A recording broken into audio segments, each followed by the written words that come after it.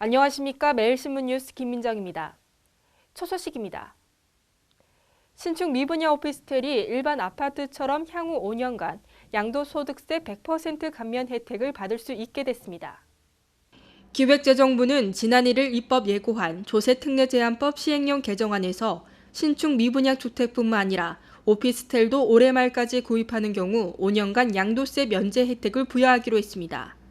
양도세 면제 대상은 주택과 마찬가지로 전용 면적 85제곱미터 이하 또는 6억 원 이하의 오피스텔이며 오피스텔 거주자가 직접 주택으로 사용하거나 오피스텔을 분양받는 사람이 주거용으로 임대하는 경우입니다.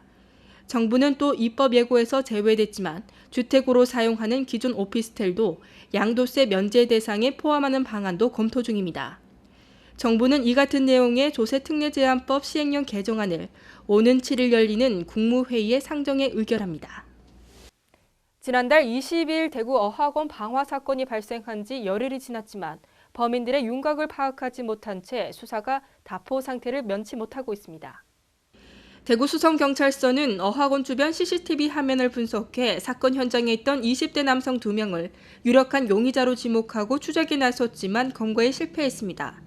경찰은 용의자들이 범행 직후 옷을 갈아입고 광주로 도주한 것으로 보고 수배 전단을 배포하면서 제보자에게 현상금 200만 원을 내걸었습니다.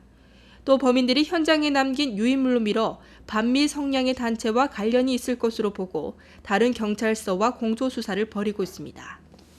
28년째 이어온 경북 예천군과 충북 단양군의 주민들의 화합 행사가 눈길을 끌고 있습니다. 해발 850m의 백두대간 저수령을 사이에 둔 경북 예천군 상림면과 충북 단양군 대강면의 주민들이 28년째 화합 행사를 가졌습니다. 28회를 맞은 올해 행사는 1일 오전 단양군 대강면 체육공원에서 두 지역 주민 등 300여 명이 참가한 가운데 열렸습니다. 이날 행사에 참여한 주민들은 배구와 족구, 노래자랑 등으로 친선과 화합을 다졌습니다. 주민 간 친선 교류는 1984년 상리면 상리와 대강면 올살리의 청년회가 배구로 친목을 다지기 시작해 1995년 면 단위로 확대됐습니다.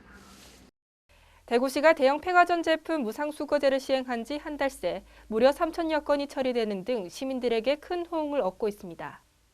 대구시가 지난달부터 실시한 폐가전 제품 무상방문 수거제가 시민들에게 큰 호응을 얻고 있습니다. 대구시는 지난달 1일부터 수거제를 시행한 이후 지금까지 TV와 냉장고, 세탁기 등 3천여 개를 수거했으며 이는 지난해 전체 수거한 2,200여 대보다 30% 이상 많은 양입니다. 가장 많이 수거한 품목은 TV이며 냉장고, 세탁기 등이 뒤를 따랐고 처리 예약건도 하루 평균 100여 건에 이릅니다.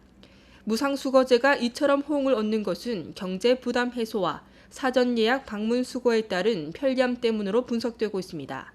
폐가전 제품 무상 방문 수거제는 인터넷이나 전화로 미리 신청하면 수거업체가 해당 가정에 방문해 폐가전 제품을 무료로 수거하는 제도입니다. 경상북도가 지역 의료 관광 사업을 선도할 우수병원 5곳을 지정했습니다. 경상북도는 외국인 의료 관광 사업 활성화를 위한 우수병원 5곳을 지정했습니다. 지정된 병원은 동국대 경주병원과 안동병원, 구미 강동병원, 경상중앙병원과 꽃마을 경주 한방병원입니다. 경상북도는 인프라와 전문성 등을 종합평가해 병원을 지정했으며 의료기술과 시설, 전문 통역원 확보, 투어 상품 개발 등을 지원합니다. 경북도는 지난해 외국인 환자 1,000여 명을 유치했으며 의료 관광 사업 추진을 위해 지난 3월 전담부서를 신설했습니다. 올해는 봄이 유난히 더디게 온다 싶었는데요. 오늘부터는 점차 날이 풀리겠습니다. 대구 경북 낮 최고 기온은 23도로 어제보다 높겠습니다. 주말인 내일부터는 더 따뜻한 날씨가 이어지고 어린이날에도 맑고 포근해 가족들과 나들이 하시기 좋겠습니다. 이상으로 5월 3일 매일신문 뉴스를 마치겠습니다. 시청해주신 여러분 감사합니다.